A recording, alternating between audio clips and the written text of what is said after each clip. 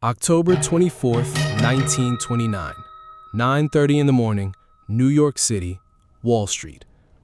There was something different in the air that day, a strange silence, the kind that comes before a storm. The grand building of the New York Stock Exchange, whose marble columns gleamed in the morning sunlight, looked that morning like nothing so much as a mausoleum. Thousands of men, suited, hatted, papers clutched in their hands, had gathered outside that building. There were dreams in their eyes. The American dream. The dream they had been told was just days away from coming true. But what they did not know was that inside that building, behind closed doors, sat men who had already decided whose day this would be. And those men were not there for them. This is not simply the story of a market crash. This is the story of a system, one that looks like democracy on the outside, but runs on the signals of a chosen few. This is the story of greed, of conspiracy, and of a truth that was kept out of history books for decades. From 1929 to 2008, behind every great financial collapse, there was a pattern, the same pattern, and that pattern was no accident.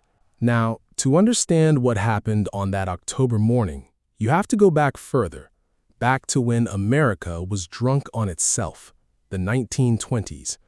They called it the Roaring Twenties. After the devastation of the First World War, America had risen, and risen in a way that left the world staring. Factories were running, radios were selling, automobiles were racing down streets that had never seen them before. And Wall Street was pouring out gold. Everyone was buying stocks. Farmers were buying. Shopkeepers were buying. Barbers, tailors, housewives, everyone. Banks were handing out loans. Brokers were selling on margin. And every single day, the market went up. But behind this gleam, there was a darkness that very few could see.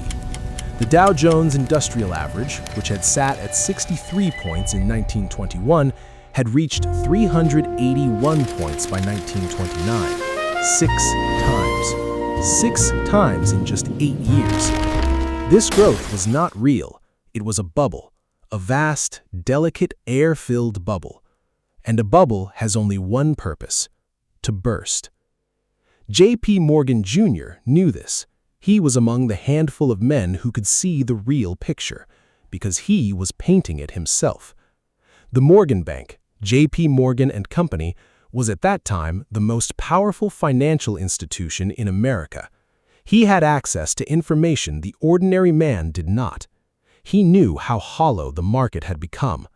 And quietly, very quietly, he and his closest associates began selling their positions, while outside, on the streets, people were still buying, still dreaming.